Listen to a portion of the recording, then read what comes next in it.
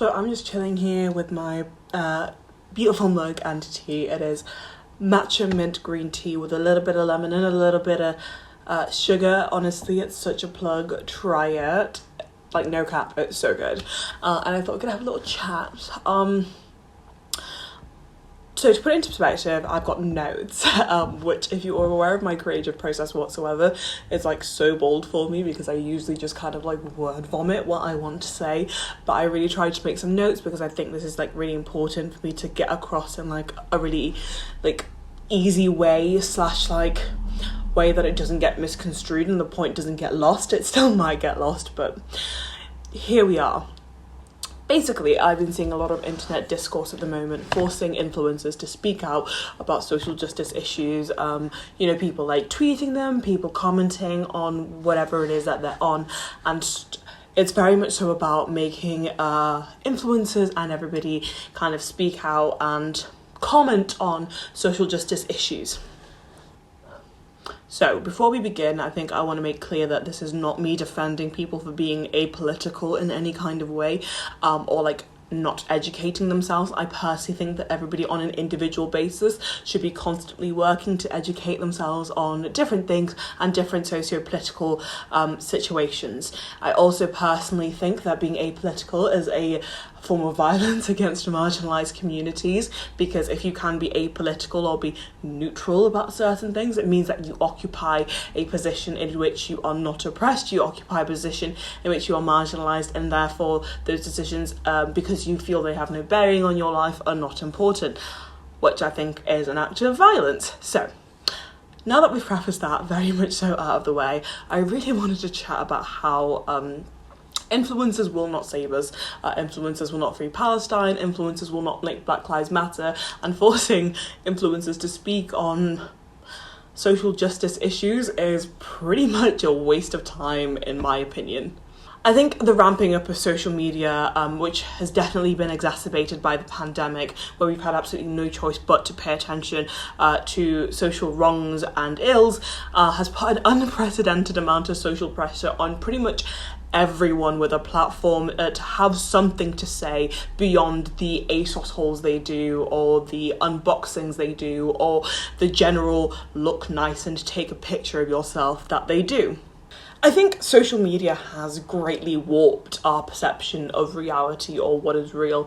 I think a large part of this is to do with the growth of parasocial relationships. If you don't know, parasocial relationships are one-sided relationships where one person extends lots of emotional energy, time and interest, while the other party has kind of no idea that the other person exists. You see this quite a lot with especially internet influencers and celebrities to some extent, where fans of those people seem to think that they know them or understand them, whether that is what they like, what they dislike, political views, everything like that, just because of the persona that they've created on the internet or in films or in any other kind of media.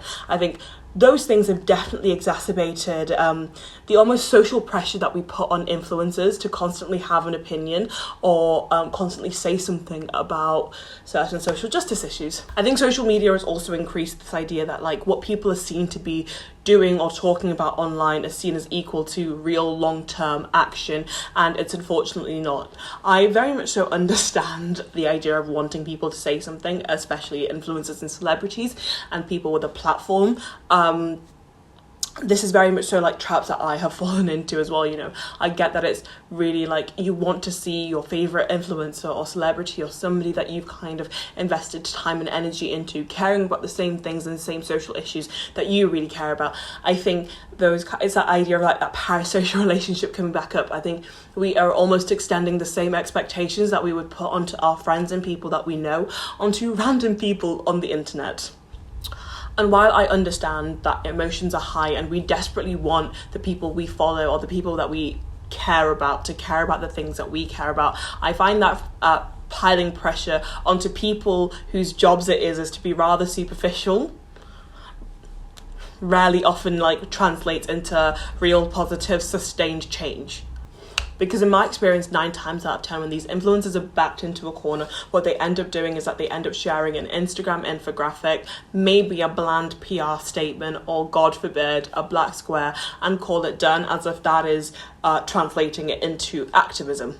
I guess for me, the reality is that influencers are tools of individualism, profiteering off values that they don't really necessarily care about, and they don't tend to translate into collective change. The very notion of being an influencer, it means that you are at a higher position, you occupy a higher platform with the ability to influence others positively as an individual, which to me is in direct conflict with the values of collectivism and solidarity.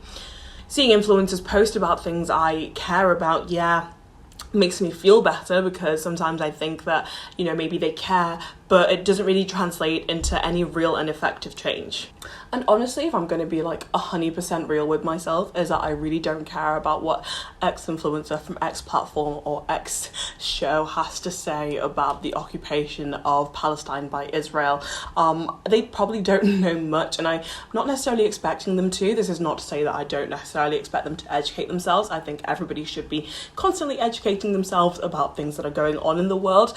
But I would expect people to be educating themselves and people to be taking part in collective action, and not just sharing some empty or misleading Instagram infographic as if that translates to solidarity and activism. I don't want people to have to feel like they should look like they're trying, that if they post one infographic on the occupation of Palestine by Israel and then post like 10 more stories of, oh my god, look what I got, oh my god, look what I'm doing, oh my god, hashtag gifted, hashtag ad.